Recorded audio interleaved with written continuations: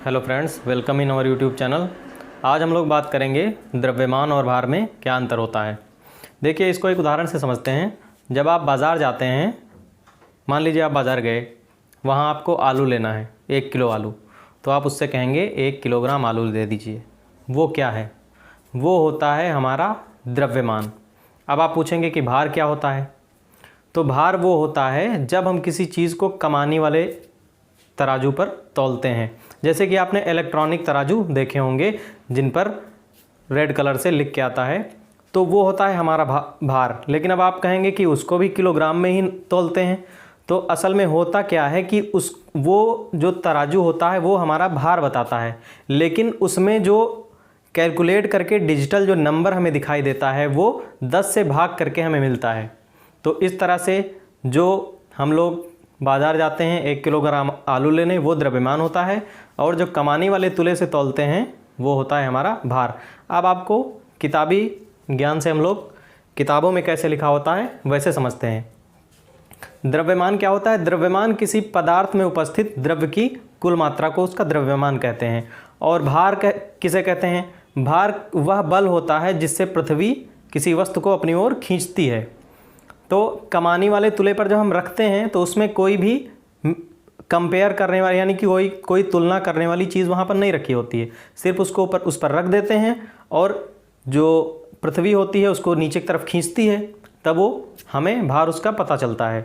तो देख लेते हैं इसको। द्रव्यमान क्या होता है? द्रव्यमान होता है द्रव्य की कुल मात्रा, किसी वस्तु में उपस्थित द्रव्य की कुल मात्रा।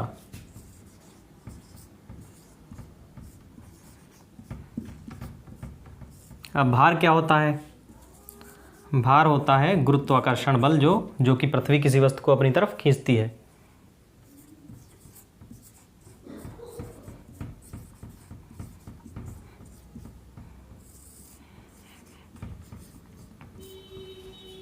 इसको एक समीकरण से समझते हैं। इसमें सीधा अंतर कैसे मिलता है हमको? ये समीकरण होता है इसका F बराबर mg, जहाँ पर F क्या है?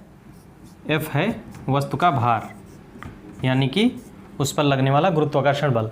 और m क्या है? m है वस्तु का द्रव्यमान,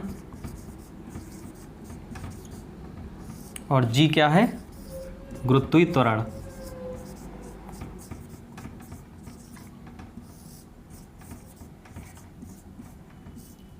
अब हम लोग देखते हैं कि जो भार होता है उसको हम लोग नापते हैं न्यूटन में, क्योंकि भार क्या है? एक बल है, और बल का मात्रक होता है न्यूटन, तो इसको नापते हैं न्यूटन में। और जो द्रव्यमान होता है उसको हम लोग मापते हैं किलोग्राम में। ठीक है।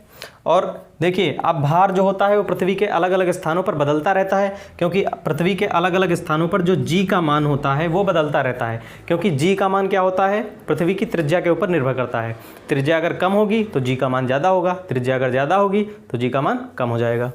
और इसलिए भार जो पृथ्वी के अलग अलग स्थानों और दूसरे ग्रहों पर बदलता रहता है, लेकिन जो द्रव्यमान होता है वो हमेशा समान रहता है, यानी कि कांस्टेंट रहता है। क्योंकि मान लीजिए पृथ्वी के अलग स्थान पर ले गए तो ये तो है नहीं कि उसमें से कुछ पदार्थ निकल के अलग हो जाएगा, इसलिए द्रव्यमान हमेशा समान रहता है। ये हो गया हमारा द्रव्यमान और भार में अंतर। देखिए, अगर आप लोग भौतिक तुला और कमानीदार तुले में अंतर नहीं कर पा रहे हैं तो मैं आपको बताता हूँ। भौतिक तुला वो होता है जिससे हम लोग जाते हैं बाजार में आलू लेने, उसको बोलते हैं भौतिक तुला। और कमानीदार तुला वो होता है जो मैंने आपको अभी बताया, जिसके ऊपर एक वस्तु रखते हैं और डिजिटल लाल रंग से नंबर लिख के आते हैं।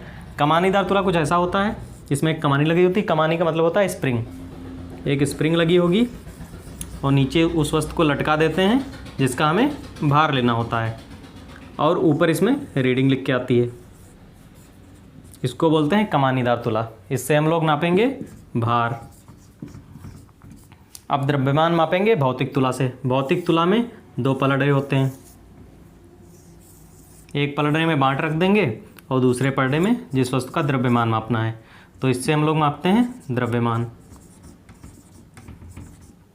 अब सामान्य जीवन शैली में क्या करते हैं कि कमानीदार तुला जो होता है हम लोग उससे भी द्रव्यमान ही दिखा देते हैं, क्योंकि जब वस्तु का भार कमानीदार तुला बताता है तो उसमें ऑटोमेटिक ही ये फिट होता है कि जो वस्तु का भार है उसको गुरुत्वीय त्वरण से भाग कर दिया जाता है। गुरुत्वीय त्वरण का जो सामान्य मान होता है वो होता है 10 मीटर पर सेकंड स्क्वायर। तो हम लोग ये लगभग में लिया गया है 10 मीटर पर सेकंड स्क्वायर। इससे हम लोग भार को भाग कर देते हैं और वो किलोग्राम में मान आ जाता है। तो इससे कमानीदार तुले से हम लोग भार मापेंगे और भौतिक तुले से हम लोग द्रव्यमान मापेंगे।